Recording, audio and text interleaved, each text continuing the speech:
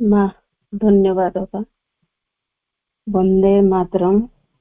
ମଧୁମୟୀ ଦିବ୍ୟ ଜନନୀ ଶ୍ରୀ ମା ପରମ ପ୍ରଭୁ ଶ୍ରୀ ଅରବିନ୍ଦ ଠାରେ ମୋର ସମର୍ପଣ ଭରା କୃତଜ୍ଞତା ଭରା ପ୍ରଣାମ। ଉପସ୍ଥିତ ମୋର ଆତ୍ମାର ସାଥୀ ସମସ୍ତ ପୂଜ୍ୟ ପ୍ରିୟ ଓ ସହଯାତ୍ରୀ ଅପା ଭାଇ ମାନଙ୍କୁ ବନ୍ଦେ ମାତରମ୍ ପ୍ରଣାମ। ଆମର ସମ୍ମାନୀୟ ବିଧାନ ଭାଇଙ୍କୁ ବନ୍ଦେ ମାତରମ୍ ପ୍ରଣାମ। ମାଙ୍କ ପାଖରେ ଗୋଟେ ନିବେଦନ। ମା ତୁମ ଇଚ୍ଛା ପୂର୍ଣ୍ଣ ହେଉ ମା, ତୁମ ଇଚ୍ଛା ପୂର୍ଣ୍ଣ ହେଉ, ତୁମ ଇଚ୍ଛା ପୂର୍ଣ୍ଣ ହେଉ ମା, ତୁମ ଇଚ୍ଛା ପୂର୍ଣ୍ଣ ହେଉ। ଏ ହୃଦୟ ମନ୍ଦିରେ ତୁମ ଆରାଧନା, ଏ ହୃଦୟ ମନ୍ଦିରେ ତୁମ ଆରାଧନା, নীতি প্রতি সদা হেউ, তুম ইচ্ছা পূর্ণ হেউ মা, তুম ইচ্ছা পূর্ণ হেউ। কেতে আশা বন্ধা ଥିଲା এই জীবନରେ, ভাসি গলা ବର୍ଷା ବାଦଲରେ, କେତେ ସୌଧ ଗଢ଼ା ଥିଲା এই କଳ୍ପନାରେ, ଭାଙ୍ଗି ଗଲା ସ୍ମୃତି ଅଗଣାରେ, କେତେ ଆଶା ବନ୍ଧା ଥିଲା এই জীবନରେ, ভাসি গলা ବର୍ଷା ବାଦଲରେ, କେତେ ସୌଧ ଗଢ଼ା ଥିଲା এই କଳ୍ପନାରେ, ଭାଙ୍ଗି ଗଲା ସ୍ମୃତି ଅଗଣାରେ। ମୋ ଭାବନା ନୁହେଁ, ମୋ ବିଚାର ନୁହେଁ, ମୋ ଭାବନା ନୁହେଁ, ମୋ ବିଚାର ନୁହେଁ, ତୁମ କୃପା ସଦା ଥାଉ, ତୁମ ଇଚ୍ଛା ପୂର୍ଣ୍ଣ ହେଉ ମା, ତୁମ ଇଚ୍ଛା ପୂର୍ଣ୍ଣ ହେଉ। ଏ ହୃଦୟ ମନ୍ଦିରେ ତୁମ ଆରାଧନା, ଏ ହୃଦୟ ମନ୍ଦିରେ ତୁମ ଆରାଧନା, নীতি প্রতি সদা হেউ, তুম ইচ্ছা পূর্ণ হেউ মা, তুম ইচ্ছা পূর্ণ হেউ।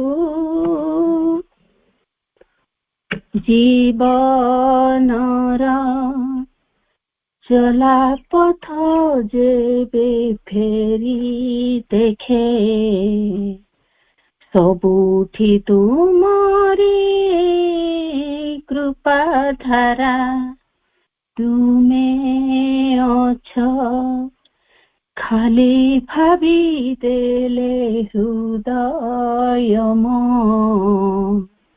आनंदे हुई आत्महरा जीवनर चला पथ जेबे फेरी देखे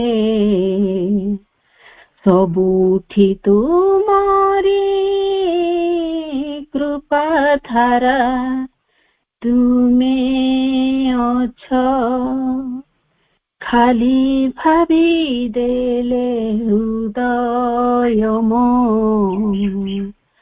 आनंदे हुई आत्महरा मिछटरे काहे सोचना करिबी मिछटरे काहे सोचना करिबी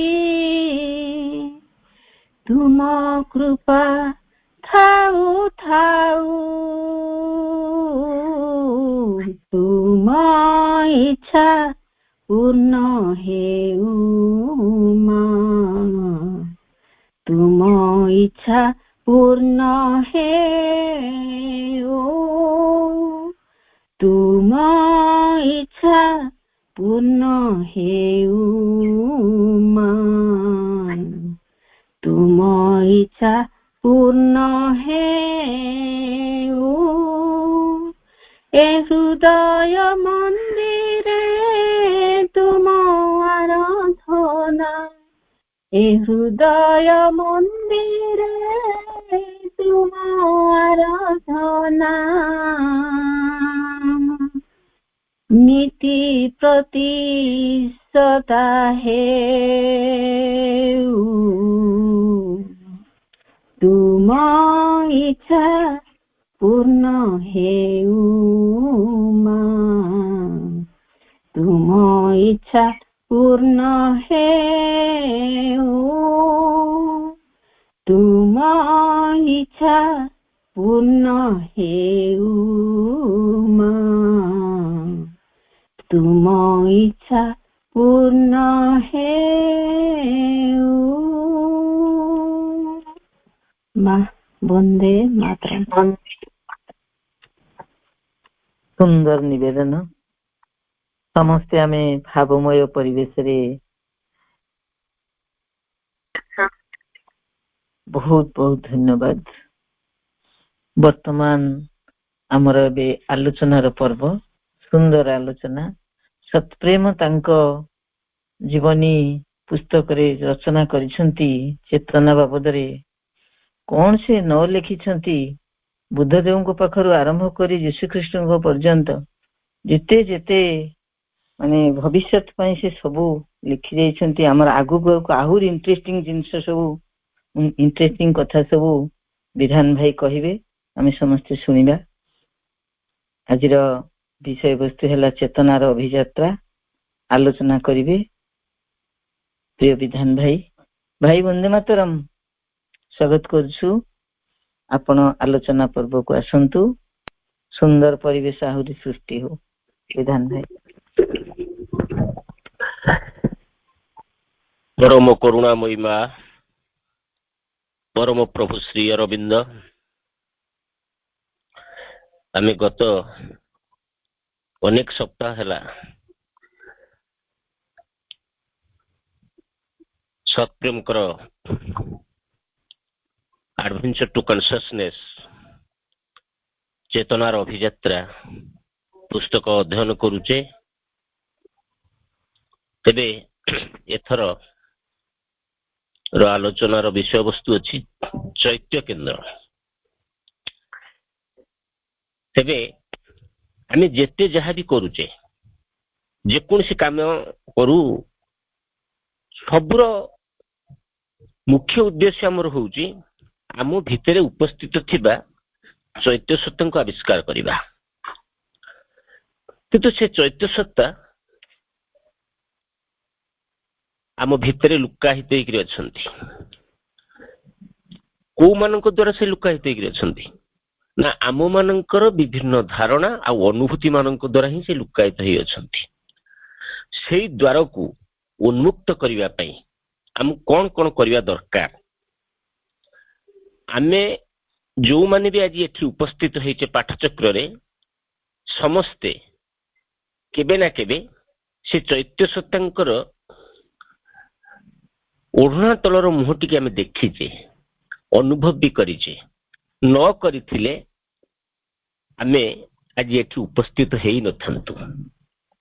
ଆମର ଯେତେ ପ୍ରିୟ ବସ୍ତୁ ଅଛି, ସବୁଠାରୁ ଯଦି ପ୍ରିୟ ଆଉ ପ୍ରିୟତମ ବସ୍ତୁ କିଏ ଥାଏ, ସେ ହେଉଛନ୍ତି ଆମ ଚୈତ୍ୟ ସତ୍ତା। ତେଣୁ ସେଇ ଚୈତ୍ୟ ସତ୍ତା ଆମ ଜୀବନର ପ୍ରତିଟି କ୍ଷେତ୍ରକୁ ପରିଚାଳିତ କରନ୍ତୁ। ସେଥିପାଇଁ ମାଙ୍କୁ ଆମେ ପ୍ରାର୍ଥନା କରିବା, ହେ ମା, ତୁମେ ମୋ ଭିତରେ ଯୋଉ ଚୈତ୍ୟ କେନ୍ଦ୍ର ଅଛି ବା ଚୈତ୍ୟ ସତ୍ତା ଉପସ୍ଥିତ ଅଛନ୍ତି, ଯିଏ ଆମ ଜୀବନର ପ୍ରତିଭୁ, ତାଙ୍କୁ ଆମ ସହିତ ସାକ୍ଷାତ କରେଇଦବାର ମାର୍ଗ ଦେଖାନ୍ତୁ ଏବଂ ତାଙ୍କ ସହିତ ଆମର ସାକ୍ଷାତ ହଉ। ମୋର ଏଇ ସମ୍ପର୍କରେ ଗୋଟେ କବିତା କାଲି ବସି ଲେଖୁଥିଲି। ଯଦି ପ୍ରିୟତମ ସବୁଠୁ କିଏ ଥାଏ, ସିଏ ହେଉଛନ୍ତି ମୋର ସେଇ ଚୈତ୍ୟ ସତ୍ତା।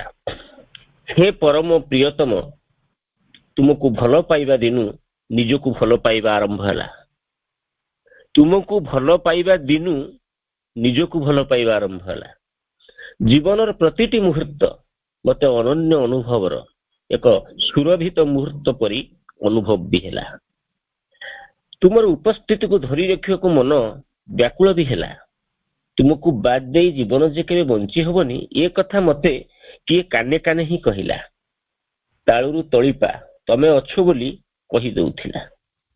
ତୁମ ଭାବନାରେ ଏତେ ଯେ ଆନନ୍ଦ ଥାଏ, ତୁମ ଭାବନାରେ ଏତେ ଯେ ଆନନ୍ଦ ଥାଏ, ତୁମ ଉପସ୍ଥିତିରେ ଜୀବନର ପ୍ରତିଟି କ୍ଷଣ, ତୁମର ଉପସ୍ଥିତିରେ ଜୀବନର ପ୍ରତିଟି କ୍ଷଣ ଏତେ ମଧୁର ଲାଗେ, ଏ କଥା ନ କହିବି ବୁଝି ହଉଥିଲା। ତମେ ନଥିଲେ ଏ ଦୁନିଆ କେମିତି ହେଇଥାନ୍ତା, ତୁମେ ନଥିଲେ ଏ ଦୁନିଆ କେମିତି ହେଇଥାନ୍ତା, ଥରେ ଭାବିଛ କି କେବେ? ଯଦି ବି କେବେ ଭାବିଛ, କହିଦେଲେ କେମିତି ହୁଅନ୍ତା। ଖାଇଲେ ତମେ ହିଁ ଖାଉଛ, ଶୋଇଲେ ତମେ ହିଁ ଶୋଉଛ, ବଞ୍ଚିଛି ଯଦି ତମେ ହିଁ ବଞ୍ଚିଛ। ଏ କଥା ମତେ ମୋ ହୃଦୟ କହୁଥିଲା, ଏ କଥା ମତେ ମୋ ହୃଦୟ କହୁଥିଲା। ତେଣୁ ସେଇ ଚୈତ୍ୟ ସତ୍ତା ଯେତେବେଳେ ଆମ ଭିତରେ ଉନ୍ମୋଚନ ହୁଏ, ତାର ପ୍ରଥମ ଲକ୍ଷଣ ଆମେ ଅନୁଭବ କରୁ ପ୍ରେମ ଆଉ ଆନନ୍ଦ। ଆମକୁ ସବୁ କିଛି ଭଲ ଲାଗେ, ଯାହା ଅଲଗା ମାନଙ୍କ ଦୃଷ୍ଟିରେ ଅନାକର୍ଷଣୀୟ, ଆକର୍ଷଣୀୟ ନୁହେଁ, ତାହା ଆମକୁ ଆକର୍ଷଣୀୟ ବି ଲାଗେ। ଯାହା ଅନ୍ୟମାନଙ୍କ ଦୃଷ୍ଟିରେ ମନ୍ଦ, ତାହା ଆମକୁ ବି ଭଲ ଲାଗେ। କାହିଁକି ଭଲ ଲାଗେ ନା, ସେଠି କିଛି ଧାରଣା ନାହିଁ, କିଛି ଅନୁଭୂତି ବି ନାହିଁ। କେବଳ ସେଇ ଅନୁଭବ ହିଁ ଯେତେବେଳେ ଆମ ଭିତରେ ଆସେ, ସେତେବେଳେ ଆମର ଚୈତ୍ୟ ଉନ୍ମିଳନ ହୋଇଛି ବୋଲି ଏହା ହେଉଛି ପ୍ରଥମ ଲକ୍ଷଣ ଆମେ ଅନୁଭବ କରୁ। ତେବେ ଏଇ ଚୈତ୍ୟ ସତ୍ତାର ଦ୍ୱାର ଆମେ କିପରି ଉନ୍ମୁକ୍ତ କରିପାରିବା? ଏହା ଭଲ ଭାବରେ ଲୁକାୟିତ ହେଇ ରହିଛି। କୋଉମାନଙ୍କ ଦ୍ୱାରା ଲୁକାୟିତ ହେଇଛି ନା, ଆମର ଧାରଣା ଆଉ ଅନୁଭୂତି ମାନଙ୍କ ଦ୍ୱାରା ଏ ଲୁକାୟିତ ହେଇକି ରହିଛି। ଯେଉଁମାନେ କି ବଡ ଲଜ୍ଜାହୀନ ଭାବରେ ସବୁ କିଛିକୁ ଅନୁକରଣ କରନ୍ତି, ଚୋରି କରନ୍ତି, ଲୁଟପାଟ ବି କରନ୍ତି। ଆମ ଭିତରେ ଯୋଉ ଉଚ୍ଚ ନିମ୍ନ, ପବିତ୍ର ଅପବିତ୍ର, ଦିବ୍ୟ ଅଦିବ୍ୟ, ଏସବୁ ସମ୍ବନ୍ଧରେ ଆମର ବିଭିନ୍ନ ପ୍ରକାର ଧାରଣା ମଧ୍ୟ ଅଛି। ପ୍ରେମ ଆଉ ଅପ୍ରେମ ସମ୍ବନ୍ଧରେ ମଧ୍ୟ ଆମେ ଏପରି ଅନେକ ଭାବପ୍ରବଣ ଗତାନୁଗତିକତା ଭିତରେ ବନ୍ଧା ହେଇ ରହିଛୁ ଯେ ଆମର ଚୈତ୍ୟ ସତ୍ତା ପ୍ରକାଶିତ ହେବାର ସୁଯୋଗ ବି ପାଉନି। ଆମେ ସବୁ କଥାକୁ ବିଚାର କରିଦଉଛୁ, ଇଏ ଠିକ ସିଏ ଭୁଲ, ଇଏ ପାପ ଇଏ ପୁଣ୍ୟ, ଇଏ ଦିବ୍ୟ ଇଏ ଅଦିବ୍ୟ, ଇଏ ପ୍ରେମ ଇଏ ଅପ୍ରେମ, ଆମେ ସବୁ ସ୍ଥିର କରିନଉଛୁ। କିନ୍ତୁ ଏଇ ପ୍ରକାର ଧାରଣା ଆମ ଚୈତ୍ୟ ସତ୍ତାକୁ ଲୁକାୟିତ କରି ରଖିଛି। ଆମର ଚୈତ୍ୟ ସତ୍ତା ପ୍ରକାଶିତ ହେବାର ସୁଯୋଗ ପାଉନି, କାରଣ ସେ ସ୍ଥାନଟି ଏଇ ସବୁ କୋଳାହଳ ଦ୍ୱାରା ପରିପୂର୍ଣ୍ଣ ହେଇକି ଅଛି। ଆମ ଭିତରେ ଏଇ ଯୋଉ ବିଚାର ସବୁ ଅଛି, ଏଇ ବିଚାର ଦ୍ୱାରା ଏଇ କୋଳାହଳ ସୃଷ୍ଟି ହଉଛି, ଯାହା ଫଳରେ ଚୈତ୍ୟ ସତ୍ତା ନିଜକୁ ଆବୃତ କରି ରଖିଛନ୍ତି। ଯେତେବେଳେ ଏହା ଟିକେ ମୁହଁ ଦେଖାଏ, ଏହାକୁ ପ୍ରାଣ ସତ୍ତା କଣ କରେ ନା, ସମ୍ପୂର୍ଣ୍ଣ ଭାବରେ ଗ୍ରାସ କରିନିଏ, ଅଧିକାର କରିନିଏ। ଏହାକୁ ତାର ଉଲ୍ଲାସର ଉଜ୍ଜଳ ଅଭିଯାନରେ, ତାର ଉତ୍ତେଜିତ ଆବେଗରେ, ଅଧିକାର ଲିପ୍ସୁ ପ୍ରେମରେ, ହିସାବୀ ଉଦାରତାରେ, ତୀବ୍ର ରୁଚିବୋଧରେ ପ୍ରାଣ ତାକୁ ବ୍ୟବହାର କରେ। ଆମ ଭିତରେ ଏଇ ସବୁ ପ୍ରାଣର ଯୋଉ ଇଲିମେଣ୍ଟ ସବୁ ଅଛି, ଅତ୍ୟଧିକ ଭାବରେ ଆନନ୍ଦିତ ଅନୁଭବ କରିବା, ଉତ୍ତେଜିତ ହେବା, ପ୍ରତି ଘଟଣାକୁ ମାନେ ପ୍ରତିଟି ଜିନିଷ ଭିତରେ ମାନେ ଜିନିଷକୁ ସେ ନିଜର ଅଧିକାର କରିନେବା, ଆଉ ସବୁ କ୍ଷେତ୍ରରେ ହିସାବୀ ମନୋବୃତ୍ତି, ଏଇ ପ୍ରକାର ଯୋଉ ରୁଚିବୋଧ ଆମ ଭିତରେ ଅଛି ତାହା କଣ କରୁଛି ନା ଆମ ଚୈତ୍ୟ ସତ୍ତାକୁ ଆବୃତ କରି ଦେଉଛି। ମନର ପଞ୍ଜୁରୀ ଭିତରେ ମଧ୍ୟ ଏହା ବନ୍ଦୀ ହେଇକି ରହିଛନ୍ତି।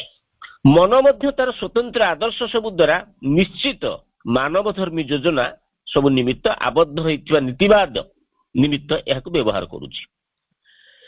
ଆମେ ଯୋଉ ମନ୍ଦିର ଯାଉଛେ, ଗିର୍ଜା, ଗୁରୁଦ୍ୱାର, ବିଭିନ୍ନ ପ୍ରକାର ଜାଗାକୁ ଯାଉଛେ, ଏହା ଦ୍ୱାରା ଆମେ ଭାବୁଛୁ ମୁଁ ବୋଧେ ଭଗବାନଙ୍କ ସହିତ ସାକ୍ଷାତକାର କରୁଛି ବା ଭଗବାନଙ୍କ ସହିତ ମୋର ସାକ୍ଷାତ ହେଇଯାଇଛି। କିନ୍ତୁ ଅସଲ ଭଗବାନ ଯେ ମୋ ଭିତରେ, ଯେ ପର୍ଯ୍ୟନ୍ତ ମୁଁ ତାଙ୍କୁ ସାକ୍ଷାତ ନ କରିଛି ମୋ ଭିତରେ, ମୁଁ ବାହାରେ ଯେତେ ଯାହା ଦେଖିଲେ ବି ଆଉ ଯେତେ ପ୍ରକାର ଧାରଣା ଆଣେ, ଅନୁଭୂତି ଆଣେ, ସେ ସବୁ ମୂଲ୍ୟହୀନ। ଚୈତ୍ୟ ସତ୍ତା କେବେ ବି ଖୋଜନ୍ତିନି ମତେ କିଏ ଫୁଲ ଧୂପ ଦେଇ ପୂଜା କରୁ, ମତେ କିଏ ସମ୍ମାନ ଦଉ, ମତେ କିଏ ଅସମ୍ମାନିତ କଲା, ଏ କଥା ଭିତରେ ସେ ନଥାନ୍ତି। ସିଏ ସମ୍ପୂର୍ଣ୍ଣ ମୁକ୍ତ। ସିଏ ମନ ଦ୍ୱାରା, ମନର କୌଣସି ଧାରଣା ଦ୍ୱାରା ଆବୃତ ନୁହନ୍ତି, ମାନେ ନିଜକୁ ସଂକୁଚିତ ବୋଧ କରନ୍ତିନି, କି ପ୍ରାଣ ଯାହାକୁ ଗ୍ରାସ କରିଦିଏ ବା ସବୁ କିଛିକୁ ଗ୍ରହଣ କରିନିଏ, ସେଥିରେ ମଧ୍ୟ ସେ ନଥାନ୍ତି। ତେଣୁ ମନ ମଧ୍ୟ ତାର ସ୍ୱତନ୍ତ୍ର ଆଦର୍ଶ ସବୁ ଦ୍ୱାରା ତାକୁ ଆବୃତ କରି ରଖିଛି। ଏହାକୁ ବ୍ୟବହାର କରେ, ଏହାକୁ ସେ ବିଭିନ୍ନ କାର୍ଯ୍ୟରେ ସେ ବ୍ୟବହାର କରୁଛି। ତେଣୁ ଏସବୁ ମଧ୍ୟରେ ଚୈତ୍ୟ ସତ୍ତା ତାହେଲେ କେଉଁଠି ଅଛନ୍ତି? ଏଇ ଦିବ୍ୟ ସତ୍ତା ଧୈର୍ଯ୍ୟର ସହିତ ରହିଥାନ୍ତି। ପ୍ରତ୍ୟେକ ଆବରଣକୁ ଭେଦ କରିବା ପାଇଁ, ସେ କୋଳାହଳକୁ କିପରି ଶାନ୍ତ କରିବା ପାଇଁ ବହୁ ଚେଷ୍ଟା ବି କରୁଥାନ୍ତି। ତା ଭିତରେ ଯାହା କିଛି ଆରୋପିତ ହୁଏ ସବୁ କିଛିକୁ ସେ ବ୍ୟବହାର କରନ୍ତି। ତାର ଯାହା କିଛି ଥାଏ ସେ ବ୍ୟବହାର କରେ। ସମସ୍ୟା ହେଉଛି ଯେ ଯେତେବେଳେ ଏହା ଅନ୍ତରାଳରୁ ବାହାରି ଆସନ୍ତି, ମୁହୂର୍ତ୍ତକ ପାଇଁ ହେଲେ ମଧ୍ୟ ଏହା ଯାହାକୁ ସ୍ପର୍ଶ କରେ ତାହା ଏପରି ମହିମାମୟ ଉଠେ ଯେ ଆମେ ଏହାର ଉଜ୍ଜଳ ସତ୍ୟକୁ ଏକ ପ୍ରତ୍ୟାଦେଶ ବୋଲି ମନେ କରୁ।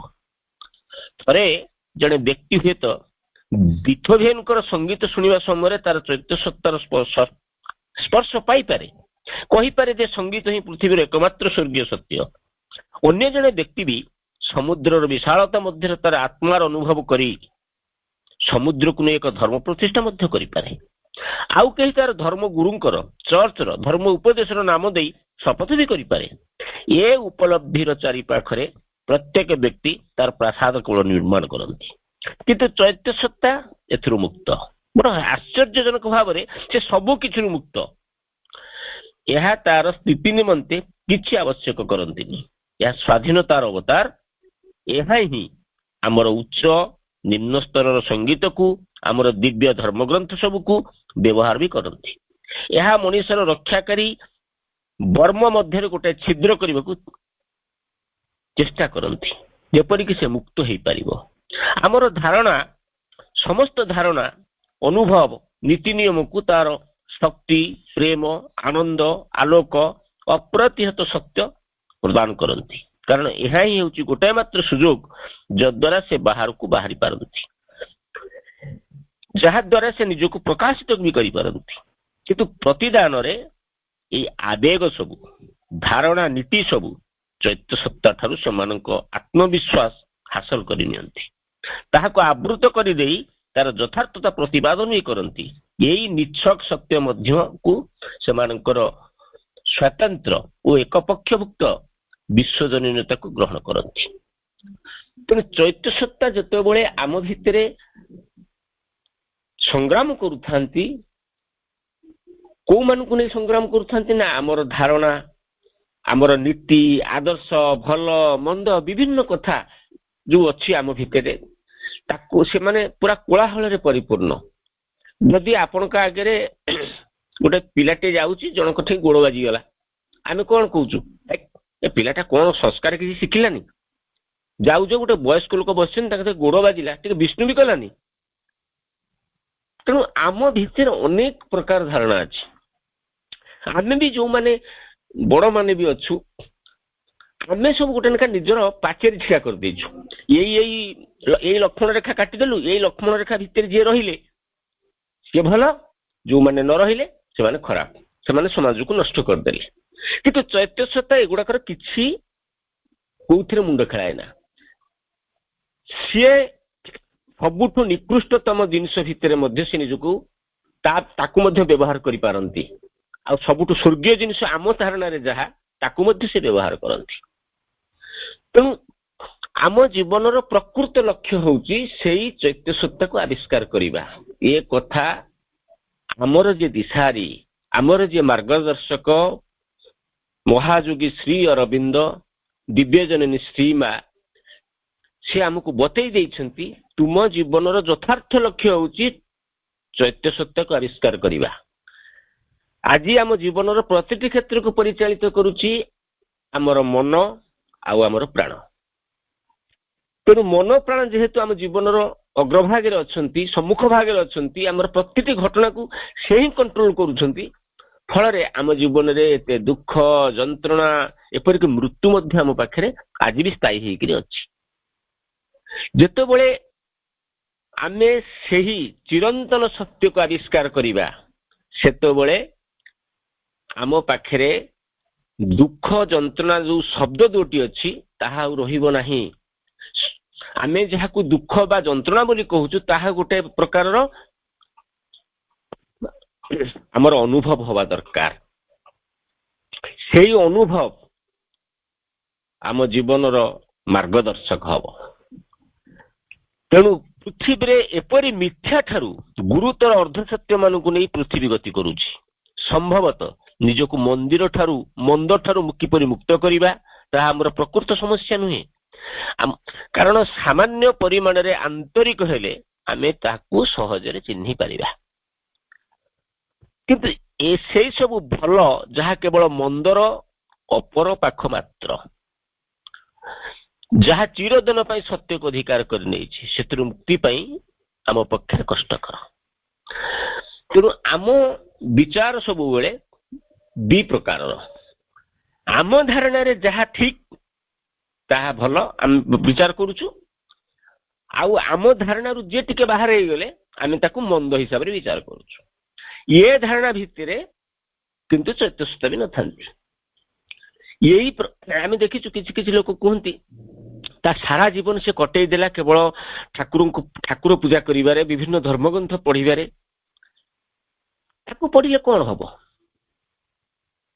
ଯାହାକୁ ଆମେ ଧର୍ମଗ୍ରନ୍ଥ ପଢୁଛୁ, କଣ ପାଇଁ ପଢୁଛୁ ନା ମନ୍ଦିରରେ ଯୋଉ ମୂର୍ତ୍ତି ପୂଜା ପାଉଛି ତାଙ୍କ ପାଇଁ, ନା ଆମେ ଘରେ ଯୋଉ ଫଟୋ ରଖିଛୁ ତାଙ୍କ ପାଇଁ? ଆମେ ପଢୁଛୁ ଆମ ଭିତରେ ଯୋଉ ଅଗ୍ନିଟି ଜଳୁଛି, ସେ ଅଗ୍ନିଟି କେମିତି ଜାଜୁଲ୍ୟମାନ ହେବ, ସେ ଅଗ୍ନି ଯେମିତି ଆମର ସମଗ୍ର ସତ୍ତାକୁ ଗ୍ରାସ କରିବ। ଆମ ଦୃଷ୍ଟି ହବ ତାଙ୍କରି ଦୃଷ୍ଟି, ଆମର କାର୍ଯ୍ୟ ହବ ତାଙ୍କରି କାର୍ଯ୍ୟ, ଆମର ବିଚାର ହବ ତାଙ୍କରି ବିଚାର। ଏଇଥିପାଇଁ ଆମେ ଯାହା ଯାହା ସବୁ କରୁଛେ, ପାଠଚକ୍ର କରୁଛେ, ବିଭିନ୍ନ ପ୍ରକାର ଧର୍ମ ପୁସ୍ତକ ପଢୁଛେ, ଯାହା ଯାହା କରୁଛେ, କେବଳ ଏଇ ସତ୍ୟକୁ ଆବିଷ୍କାର କରିବା ପାଇଁ। ଯୋଉଦିନ ସେଇ ସତ୍ୟ ଆମ ଜୀବନକୁ ଅଧିକାର କରିବ, ସେଠି ଆଉ କୌଣସି ଭଲ ମନ୍ଦର ବିଚାର ରହିବ ନାହିଁ, ପାପ ପୁଣ୍ୟର ବିଚାର ରହିବ ନାହିଁ। ସବୁ କିଛି ସୁନ୍ଦର ସଂଗତିମୟ ହବ। କାହିଁକି ନା ଏଠି ଯାହା ଯାହା ସୃଷ୍ଟି ହେଇଛି, ଆର ଯେ ସୃଷ୍ଟିକର୍ତ୍ତା, ଏ ବିଶ୍ୱର ଯିଏ ସୃଷ୍ଟିକର୍ତ୍ତା, ସେ କାହିଁକି ସେ ଜିନିଷ ସୃଷ୍ଟି କଲେ? ତାର ଆବଶ୍ୟକତା ଅଛି ବୋଲି ସେ ତାକୁ ସୃଷ୍ଟି କରିଛନ୍ତି। ସେଇ ପ୍ରକାର ଧାରଣା ଆମ ଭିତରେ ଅନୁଭୂତ ହବ। ଆମେ କାହାକୁ କହିପାରିବା ନାହିଁ ଇଏ ଖରାପ ସିଏ ଭଲ, ଇଏ ମନ୍ଦ ସିଏ ଭଲ, ଏ କଥା ଆମ ବିଚାର ଭିତରକୁ ଆସିବ ନାହିଁ। ଯଦି ସ୍ୱନିର୍ମିତ ସମସ୍ତ ଜନ୍ତାର ବାହାରେ ନିଜର ସମସ୍ତ ଧାରଣା, ଅନୁଭବ, ମତାମତର ବାହାରେ ଅପ୍ରତିହତ ଭାବରେ ଅବସ୍ଥିତ ଚୈତ୍ୟ ସତ୍ତା, ତାର ସ୍ୱରୂପକୁ ଆମେ ପ୍ରତ୍ୟକ୍ଷ ଭାବରେ ଉପଲବ୍ଧି କରିବାକୁ ଚାହୁଁ। ଆମ ନିଜ ଭିତରେ ଏକ ପ୍ରକାର ସ୍ୱଚ୍ଛ ବାତାବରଣ ସୃଷ୍ଟି ହେବା ଉଚିତ। ଆମେ ଆମ ଭିତରେ ଯୋଉ କୋଳାହଳ ଅଛି ସେଠି କୋଳାହଳ ନ ରହି ସେଠି ସ୍ୱଚ୍ଛତାର ଏକ ବାତାବରଣ ଆମ ଭିତରେ ସୃଷ୍ଟି ହେବା ଦରକାର। ସମୁଦ୍ର, ଗିର୍ଜା ଇତ୍ୟାଦି ସେଇ ସ୍ୱଚ୍ଛତା ଲାଭ କରିବାର ଗୋଟାଏ ଯନ୍ତ୍ର ମାତ୍ର। ଯେତେବେଳେ ଆମେ ସମ୍ପୂର୍ଣ୍ଣ ସ୍ୱଚ୍ଛ ହେଇ ଉଠିବା ସବୁ କିଛି ଆମ ପାଇଁ ସମାନ ହେଇଯାଆନ୍ତି। ସତ୍ୟ, ଅନ୍ତର୍ଦୃଷ୍ଟି, ଆନନ୍ଦ ସ୍ୱତଃସ୍ଫୂର୍ତ୍ତ ଭାବରେ ପ୍ରକାଶିତ ବି ହୁଅନ୍ତି। ତେଣୁ ଆମେ ଯାହା ଯାହା କରୁଛେ କେବଳ ସେଇ ସତ୍ତାଙ୍କୁ ଆବିଷ୍କାର କରିବା ପାଇଁ। ସତ୍ୟ, କାରଣ ସବୁ କିଛି ସେଠାରେ ଅବସ୍ଥିତ। ସତ୍ୟ ଖୁବ୍ ସ୍ୱାଭାବିକ।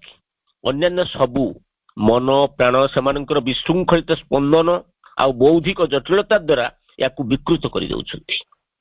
ଆମର ସମସ୍ତ ଆଧ୍ୟାତ୍ମିକ ଶୃଙ୍ଖଳା, ତପସ୍ୟା ଏହା ସ୍ୱାଭାବିକ ସାରତତ୍ଵ ଅଭିମୁଖୀ ହେବା ଉଚିତ। ସବୁ ପ୍ରକାର ଚେଷ୍ଟାରୁ ମଧ୍ୟ ମୁକ୍ତ ରହିବା ଉଚିତ। କାରଣ ଚେଷ୍ଟା କରିବା ଦ୍ୱାରା ଅନେକ ଜଟିଳତା ମଧ୍ୟ ସୃଷ୍ଟି ହୁଏ। ତେଣୁ ସାଧକ ତାର ନିତ୍ୟ ନୈତିକ ମନର ମିଶ୍ରଣ ଭିତରେ ପ୍ରବେଶ କରିବାକୁ ଚେଷ୍ଟା କରିବା ଉଚିତ ନୁହଁ, କିମ୍ବା ଚୈତନ୍ୟତାକୁ ମୁକ୍ତ କରିବା ପାଇଁ ଭଲ ଓ ମନ୍ଦକୁ ଅଲଗା କରିବାର ଅସମ୍ଭବ କାର୍ଯ୍ୟରେ ସମୟ ନଷ୍ଟ କରିବା ଉଚିତ ନୁହଁ। ଆମେ ଯୋଉ ମଣିଷ ମାନେ ବଞ୍ଚିଛୁ, ଆମେ ଆମ ଦୃଷ୍ଟିରେ ଆମ ଧାରଣାରେ ଯାହା ଭଲ ତାକୁ ଯିଏ ପାଳନ କରୁଛି ସିଏ ଆମର ପ୍ରିୟ, କିନ୍ତୁ ତାକୁ ଯିଏ ପାଳନ ନ କରୁଛି ସିଏ ଆମର ପ୍ରିୟ ନୁହନ୍ତି। କିନ୍ତୁ ତାଠୁ ନିକୃଷ୍ଟତରେ ଆମେ ଅଛୁ। କେମିତି? ଆମେ କାହା ମାନେ କୋଉମାନେ ଆମର ପ୍ରିୟ ନା ଆମର ଯିଏ ସ୍ତବ ଗାନ କରୁଥିବେ। ଆପଣ ଗୋଟେ ଜାଗାକୁ ଯାଇଛନ୍ତି, ଆପଣଙ୍କୁ ଜଣେ କିଏ ଅପମାନିତ କରିଦେଲା, ଆଉ ଜଣେ ଆପଣଙ୍କୁ ପ୍ରଶଂସା କଲା, ଆପଣ କାହାର ନିକଟତର ହେବେ? ନିନ୍ଦା କରୁଥିବା ଲୋକର ନା ପ୍ରଶଂସା କରୁଥିବା ଲୋକର? ସେଟା ଆଗକୁ ପଡିଛି। ଆପଣଙ୍କ ଯିଏ ପ୍ରଶଂସା କଲା ଆପଣ ତାର ନିକଟତର ହେଲେ। ତେଣୁ ଆମ ବିଚାରରେ ସିଏ ଖରାପ ଇଏ ଭଲ, ଇଏ ଧାରଣା ଆମ ଭିତରୁ ଦୂର ହେବା ଉଚିତ। ଆମ ପାଇଁ ନିନ୍ଦା ଯେମିତି ଗ୍ରହଣୀୟ, ପ୍ରଶଂସା ମଧ୍ୟ ସେମିତି ଗ୍ରହଣୀୟ। ସବୁକୁ ସମାନ ଦୃଷ୍ଟିରେ ଦେଖିବା। ଯେତେବେଳେ ଏଇ ପ୍ରକାର ଦୃଷ୍ଟି ଆମ ଭିତରେ ଖୋଲିଯିବ, ସେତେବେଳେ ସେଇ ଶକ୍ତିର ସ୍ପର୍ଶ ଆମେ ଅନୁଭବ କରିବାକୁ ଆରମ୍ଭ କରିବା। ଆମେ କିଏ ଭଲ ଟିପ୍ପଣୀ ଦେବାର ଆବଶ୍ୟକତା ନାହିଁ, କିଏ ମନ୍ଦ ତା ବାବଦରେ ନିନ୍ଦାଗାନ କରିବା ବି ଆବଶ୍ୟକତା ନାହିଁ। ପ୍ରତ୍ୟେକ ବ୍ୟକ୍ତି ତାର କର୍ମ ଅନୁଯାୟୀ ସେ ତାର ଫଳାଫଳ ଭୋଗ କରେ, ଏ କଥାକୁ ବୁଝିବା ଦରକାର।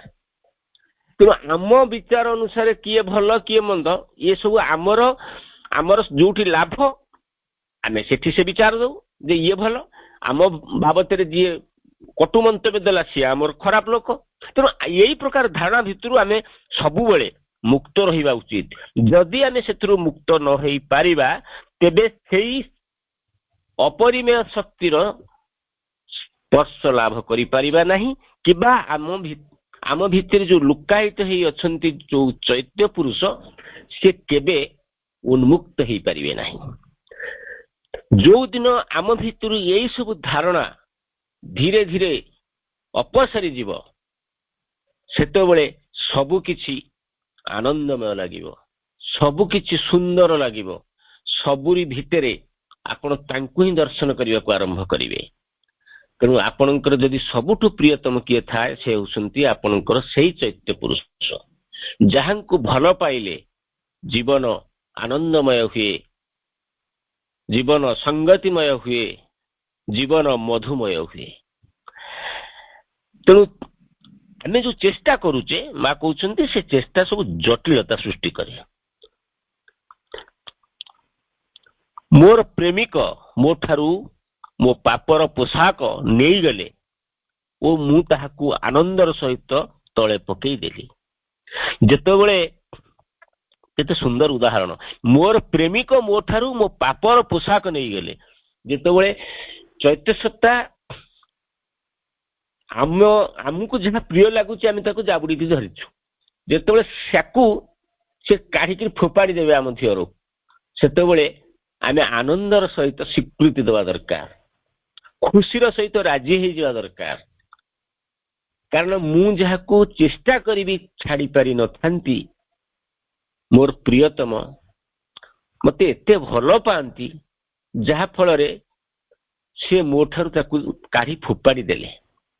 ସେଥିପାଇଁ ଆମେ ତାଙ୍କ ପାଖରେ ଅଭିଯୋଗ ନ କରି କୃତଜ୍ଞ ହୁଅନ୍ତେ। ସେ ମୋର ପୁଣ୍ୟର ପୋଷାକ ନେବାକୁ ଚାହିଁଲେ, ମୁଁ ଆଶଙ୍କିତ ଲଜ୍ଜିତ ହୋଇ ତାଙ୍କୁ ବାରଣ କଲି। ସେ ବଳପୂର୍ବକ ଏହା ମୋ ଠାରୁ ଛଡେଇ ନେବା ପରେ ହିଁ ମୁଁ ଜାଣିଲି ମୋର ଆତ୍ମା କିପରି ଲୁକାୟିତ ହୋଇ ରହିଥିଲା। ଆମେ ସବୁବେଳେ କଣ କରୁନା, ଆଜି ବି ଦେଖିବେ ମନ୍ଦିର ବିଭିନ୍ନ ପ୍ରକାର ଧାର୍ମିକ ସ୍ଥଳରେ ସବୁ ଦାନ ଧର୍ମ ସବୁ ଥାଏ। କାହିଁକି ଦାନ ଧର୍ମ ଥାଏ ନା ଆମ ଭିତରେ ଗୋଟେ ପାପ ପୁଣ୍ୟର ବୋଧ ଥାଏ। ଯେତେବେଳେ ଆମ ଭିତରେ ସେଇ ବୋଧ ଥାଏ, ସେଇଥିପାଇଁ ଆମେ ଜଣକୁ ଦାନ କଲା ବେଳେ ଆମେ ଭାବୁ ଆମେ ପୁଣ୍ୟ କରୁଛୁ। କିଏ ଗୋଟେ ଅସୁବିଧାରେ ପଡିଥିଲେ ଆମେ ତାକୁ କିଛି ସାହାଯ୍ୟ ପଇସା ଆକାରରେ ହଉ ବିଭିନ୍ନ ବା ସମୟ ଆକାରରେ ହଉ କିଛି ଦେଇଦେଲେ ଆମେ ଭାବୁ ଆମେ କିଛି ପୁଣ୍ୟ ଅର୍ଜନ କରୁଛୁ। ପ୍ରକୃତରେ ଯଦି ସେଇ ପୁଣ୍ୟର ପୋଷାକକୁ ସେଇ ପରମ ପ୍ରେମିକ ଯେତେବେଳେ କାଢି ଫୋପାଡ଼ି ଦେବେ, ବଳପୂର୍ବକ ଫୋପାଡ଼ି ଦେବେ, ସେତେବେଳେ ଆତ୍ମା କିପରି ମୁକ୍ତ ହେଇଯାଏ ସେ କଥା ଯଦି ଆମ ଅନୁଭବରେ ଆସେ, ତେବେ ଆମେ ତାଙ୍କ ପାଖରେ କାହିଁକି ଫୋପାଡ଼ି ଦେଲେ ବୋଲି ଅଭିଯୋଗ ନ କରି ବରଂ କୃତଜ୍ଞ ହେବା ଦରକାର ଯେ ହେ ପ୍ରଭୁ, ତୁମେ କେତେ କୃପା କରି ମୋର ସେଇ ପାପ ପୁଣ୍ୟର ପୋଷାକକୁ ମୋ ଭିତରୁ କାଢି ଫୋପାଡ଼ି ଦେଲ। ସାଧକ କେବଳ ସବୁ କିଛିକୁ ମୀମାଂସା କରି ନୀରବତା ମଧ୍ୟରେ ହିଁ ସେ ସବୁକୁ ସ୍ୱଚ୍ଛ କରିବା ଦରକାର। କାରଣ ନୀରବତା ହିଁ ସ୍ୱଚ୍ଛତାର ସ୍ୱରୂପ। ଏହା ହିଁ ହେଉଛି ବିଶୋଧନକାରୀ ଜଳ। ସାଧାରଣତଃ ଦେଖାଯାଏ ଯୋଉମାନେ ଶ୍ରୀ ଅରବିନ୍ଦଙ୍କ ଯୋଗ ମାର୍ଗରେ ଅନୁସରଣ କରୁଥାନ୍ତି, ତାକୁ ଜୀବନରେ ଅଧ୍ୟୟନ କରୁଥାନ୍ତି, ଜୀବନରେ ପ୍ରୟୋଗ କରୁଥାନ୍ତି, ସେମାନେ ସାଧାରଣତଃ ସବୁବେଳେ ନୀରବତା ହିଁ ଅବଲମ୍ବନ କରନ୍ତି। ନୀରବତା ଭିତରେ ସବୁ କିଛି ସୃଷ୍ଟି ହୁଏ। ତେଣୁ ମା କହୁଛନ୍ତି ଯେ ନୀରବତା ହେଉଛି ଗୋଟେ ବିଶୋଧନକାରୀ ଜଳ। ଏହା ତା ସ୍ୱରୂପରେ ସ୍ୱଚ୍ଛ। ଆମେ ନୀରବ ହେଲେ ଅନେକ କଥା ଶୁଣିପାରିବା, ଜାଣିପାରିବା, ଚିହ୍ନି ପାରିବା। ତେଣୁ ନୀରବତା ଆମର ଧ୍ୟେୟ ହେବା ଦରକାର। ନିଜ ପୋଷାକରେ ଥିବା ଦାଗ ସବୁକୁ ଗୋଟି ଗୋଟି କରି ପରିଷ୍କାର କରନା। ପୁରାତନ ଚାଇଲ୍ଡିଆନ ପରମ୍ପରାରେ ଅଛି, ଏହାକୁ ସମ୍ପୂର୍ଣ୍ଣ ଭାବରେ ବଦଳେଇ ଦିଅ। ଏହାକୁ ଶ୍ରୀ ଅରବିନ୍ଦ କହୁଛନ୍ତି ଚେତନାର ପରିବର୍ତ୍ତନ। ତମେ କେତେ ଦାଗ ଛଡେଇବ ତମ ପୋଷାକରୁ? ତେଣୁ ଦାଗ ଛଡେଇବା ପରିବର୍ତ୍ତେ ତାକୁ ବଦଳେଇ ଦିଅ। ରାସ୍ତା ଯାକ କଣ୍ଟା ପଡିଛି, ପଥୁରିଆ ରାସ୍ତା, ଆମେ କେତେ ପଥର ଆଉ କଣ୍ଟାକୁ ଉଠେଇକିରି ରାସ୍ତା ଅତିକ୍ରମ କରିବା, ଆଗକୁ ଯିବା, ଆମ ଲକ୍ଷ୍ୟସ୍ଥଳରେ ପହଞ୍ଚିବା? ବରଂ ଭଲ ହବ ଭଲ ଜୋତା ହଳେ ପିନ୍ଧିଦେବା, ଯାହା ଫଳରେ ସେ ପଥର ସେଇଠି ଥାଉ, ସେ କଣ୍ଟା ସେଇଠି ଥାଉ, ଆମେ ତା ଉପର ଦେଇ ମଧ୍ୟ ଯାଇପାରିବା, ମାନେ ଅନାୟାସରେ ଯାଇପାରିବା, କୌଣସି କଷ୍ଟ ହବ ନାହିଁ। ଠିକ ସେମିତି ତେଣୁ ଏ ଯୋଉ ପୋଷାକରେ ଯୋଉ ଦାଗ ଲାଗିଛି, ଆମେ କେତେ ପୁଣ୍ୟର ଜଳରେ ତାକୁ ସଫା କରିବା। ପ୍ରତି ମୁହୂର୍ତ୍ତରେ ଆମେ ଯୋଉ ପୋଷାକ ପିନ୍ଧିଛୁ, ସେ ପୋଷାକରେ ବିଭିନ୍ନ ପ୍ରକାର ଭାବନାର ଦାଗ ସବୁ ଲାଗି ଯାଇଛି। ସେ ଦାଗକୁ ଏମିତି କେତେ ଛଡେଇବା? ବରଂ ତାକୁ ଆଉ ସେଥିରେ ସମୟ ନଷ୍ଟ ନ କରି ସମ୍ପୂର୍ଣ୍ଣ ଭାବରେ ବଦଳେଇ ଦେବା। ବଦଳେଇ ଦେବାର ଅର୍ଥ ହେଉଛି ନିଜ ଚେତନାର ପରିବର୍ତ୍ତନ କରିବା। ତେଣୁ ଶ୍ରୀ ଅରବିନ୍ଦଙ୍କ ଯୋଗର ମୁଖ୍ୟ ଲକ୍ଷ୍ୟ ହେଉଛି ଚେତନାର ପରିବର୍ତ୍ତନ। ଚେତନାର ପରିବର୍ତ୍ତନ ହେଲେ ଯାଇ ଜୀବନର ଅସଲ ଅର୍ଥ ଜଣା ପଡିବ, ଜୀବନର ଅସଲ ଧ୍ୟେୟ ଜଣା ପଡିବ। ତେଣୁ ଏଇ ସ୍ୱଚ୍ଛତା ମଧ୍ୟରେ ଆମେ ଦେଖିବା ଯେ ଆମର ପୁରାତନ ଅଭ୍ୟାସ ସବୁ ନୀରବ ହେଇଯାଇଛି। ଆମ ଚେତନାରେ ଏକ ପ୍ରକାର ସ୍ଥିରତା ଉପଲବ୍ଧି କରୁଛୁ। ତାହା ଗୋଟାଏ ବୌଦ୍ଧିକ ଅବସ୍ଥା ନୁହେଁ, ଏହା ଆମ ଭିତରର ଭାର କେନ୍ଦ୍ର। ଆମେ ଜାଣି ସାରିଲୁଣୁ ମା ହେଉଛନ୍ତି ସ୍ୱୟଂ ମହାଲକ୍ଷ୍ମୀ, ମହାସରସ୍ୱତୀ। ତା ସତ୍ତ୍ୱେ ଆମେ ସରସ୍ୱତୀ ପୂଜା କରୁଛୁ, ତା ସତ୍ତ୍ୱେ ଆମେ ମହାଲକ୍ଷ୍ମୀ ବ୍ରତ ବି କରୁଛୁ। ଗୁରୁବାର ସବୁ ବିଭିନ୍ନ ପ୍ରକାର ମହାଲକ୍ଷ୍ମୀଙ୍କ ବ୍ରତ କରୁଛନ୍ତି। ଜାଣି ସାରିଲୁଣୁ ମା ଯୋଉଠି ଅଛନ୍ତି ସେଠି ଆଉ କୌଣସି ଦେବାଦେବୀର ଆବଶ୍ୟକତା ନାହିଁ, କାରଣ ଯୋଉଠି ସ୍ୱୟଂ ଦିବ୍ୟ ଜନନୀ ଉପସ୍ଥିତ ସେଠି ସବୁ ଦେବାଦେବୀ ହିଁ ଉପସ୍ଥିତ। ଏ କଥା ଆମେ ବୁଝିଲୁଣୁ, କିନ୍ତୁ ଆମ ଅନୁଭୂତିରେ ତାକୁ ଆଣିନୁ। ଅନୁଭୂତିରେ ଆଣିଥିଲେ ଆମେ ଆମ ଘର ଭିତରେ ଏବେ ବି ବିଭିନ୍ନ ପ୍ରକାର ଦେବାଦେବୀଙ୍କ ଫଟୋ ଗୋଟେ ଜାଗାରେ ରଖିଛୁ, ଆଉ ଗୋଟେ ଜାଗାରେ ମାଙ୍କ ଫଟୋ ରଖୁଛୁ। ତାଙ୍କୁ ବାହାରେ ନେଇ ରଖିଦବା, ଏ ପ୍ରକାର ସତ୍ସାହସ ଆମ ଭିତରେ ବି ଆସୁନି। କାହିଁକି ଆସୁନି? ଆମର ତଥାପି ଭୟ ଅଛି। ମା ତ କହୁଛନ୍ତି ନିଜେ, ଭୟ ହଉଛି ଗୋଟେ ଅଶୁଦ୍ଧତା। ଯୋଉମାନଙ୍କ ଭିତରେ ଭୟ ରହିଛି ସେ ଗୋଟେ ଅଶୁଦ୍ଧତା ଭିତରେ ବଞ୍ଚୁଛି, ଶୁଦ୍ଧତା ତା ଭିତରେ ଆସୁନି। କାଳେ କଣ ହେଇଯିବ,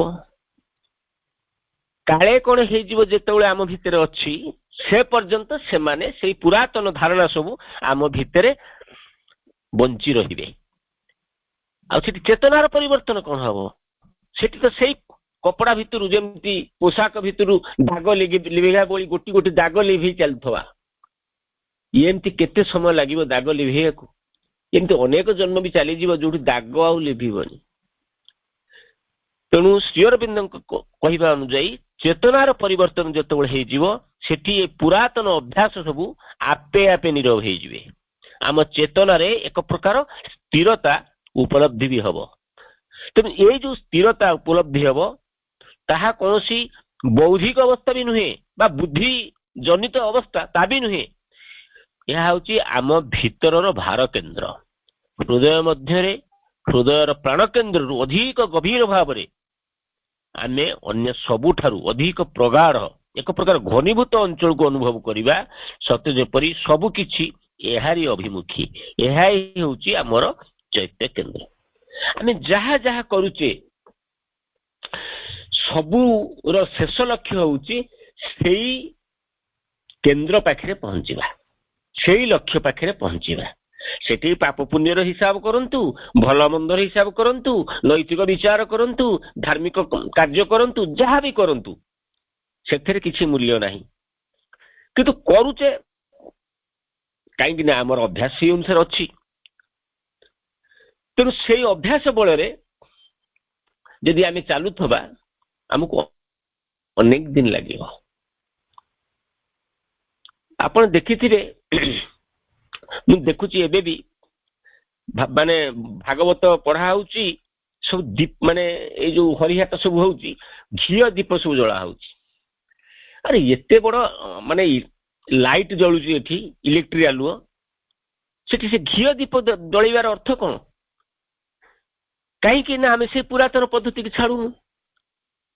ଯେତେବେଳେ ନଥିଲା ଇଲେକ୍ଟ୍ରିକ ବତି ବା ଇଲେକ୍ଟ୍ରିକ ନଥିଲା, ସେତେବେଳେ ଦୀପର ଆଲୁଅ ହଉ, ଡିବିରି ଆଲୁଅ ହଉ, ବିଭିନ୍ନ ପ୍ରକାର ଆଲୋକର ଆମେ ବ୍ୟବହାର କରୁଥିଲୁ। କାହିଁକି ନା ଆଲୋକ ହଉଛି ଏଇଥିପାଇଁ ବ୍ୟବହାର କରୁଥିଲୁ, ଆମେ ସେ ପୁସ୍ତକ ପଢିବା ପାଇଁ ସକ୍ଷମ ହବୁ। ଏବେ ତ ଚାରିଆଡେ ଆଲୁଅ, ତାହେଲେ ଇଏ ଗୋଟେ ପ୍ରକାର ପ୍ରହସନ ନୁହଁ କି? କାହିଁକି ନା ଆମେ ସେ ପୁରାତନ ଚିନ୍ତାଧାରା ଛାଡି ପାରୁନୁ, ପୁରାତନ ଅଭ୍ୟାସକୁ ଛାଡି ପାରୁନୁ। କାଳେ ଛାଡିଦେଲେ କଣ ଅସୁବିଧା ହେଇଯିବ କି? ଏଇ ଡର ହିଁ ଆମକୁ ଖାଇଦଉଛି। ତେଣୁ ମା କହୁଛନ୍ତି ଭୟ ହଉଛି ସବୁଠାରୁ ବଡ ଅଶୁଦ୍ଧତା। ଆମେ ଆମ ଭିତରେ ଯୋଉ ଚିତ୍ ଶକ୍ତିର ଏକ ପ୍ରବାହ ଅନୁଭବ କରିବାକୁ ଆରମ୍ଭ କରିବା, ଯାହାକି ଏକ ସ୍ୱତନ୍ତ୍ର ଅସ୍ତିତ୍ୱ ଲାଭ କରିବ ଏବଂ ଆମ ଶରୀର ଭିତରେ ଖୁବ ତୀବ୍ର ଭାବରେ ଗତି କରୁଥାଏ, ନିଜକୁ ମାନସିକ ପ୍ରାଣିକ କାର୍ଯ୍ୟକଳାପରୁ ଆସ୍ତେ ଆସ୍ତେ ମୁକ୍ତ କରିଦିଏ। ଯେତେବେଳେ ସେଇ ଶକ୍ତି ଆମ ଭିତରେ ଜାଗୃତ ହେବାକୁ ଆରମ୍ଭ କରିବ, ଆମେ ଧୀରେ ଧୀରେ ଏଇ ପୁରାତନ ଭିତରୁ ମୁକୁଳି ଯିବା। ଆମକୁ ଯେତେ ପ୍ରିୟ ଲାଗୁଥିଲେ ବି ସେ ତାକୁ, ସେ ପୋଷାକକୁ କାଢିକିରି ଫୋପାଡ଼ି ଦେବେ। कहे ना ये पोशाक आउ तोर दरकार नहीं, तेते नूतन पोशाक दिहब। आम जानी सारू श्री अरविंद निजे कही सारी जे मृत्यु चिरस्थायी नुह, मृत्यु भी मनीष पाखे रहिबो नहीं। ये कथा आम शुणुचु, किए शुणुचु के जानी जेतेबेले आम भितर सतरे आम मन प्राण स्वीकार कले तो मृत्यु इठी रहिबनी बोली, मृत्युर आउ स्थान नहीं। जो दिन ठारू महायोगी श्री अरविंदर आविर्भाव विश्व से दिन ठू मृत्युर मृत्यु होगा आरंभ कर सारी। मृत्यु चिरस्थायी नुह, मृत्यु आमर कपाल लेखन नुह। आम पाखे रोग अच्छी, जंत्रणा रहिबो, रोग अच्छी। एइथिपई आम पाखे अनेक असंग, आम जीवनटी अनेक असंगति परिपूर्ण। आम जीवन परिपूर्ण, आम परिवेश परिवेष्टन मध्य से असंगति परिपूर्ण। जोथिपई एते कोलाहल, जोथिपई विभिन्न प्रकार विभीषिका सबकिछि।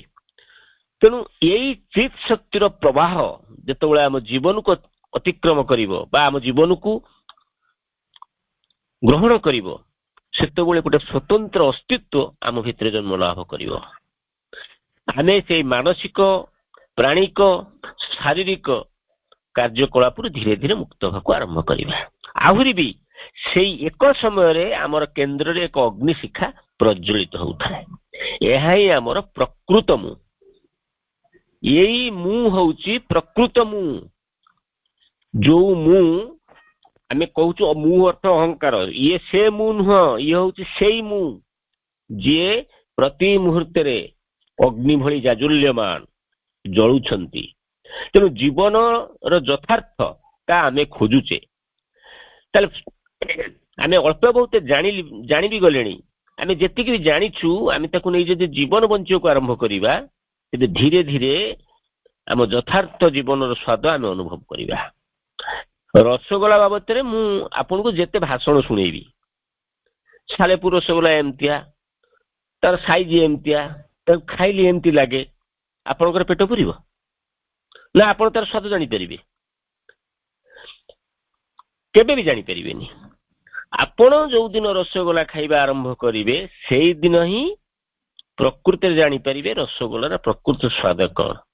जे पर्यंत आम सत्य को नहीं जीवन न बंचिबा सेते दिन पर्यंत सत्यर स्वाद कौन आ अनुभव आम जीवन रे केमिति हेउची ताकू मध्य उपलब्धि करि परिबा नाही। तेणु से अग्नि सहित जिते आम मिशिया आरंभ करवा आमको अग्नि हवा को ही पड़ो।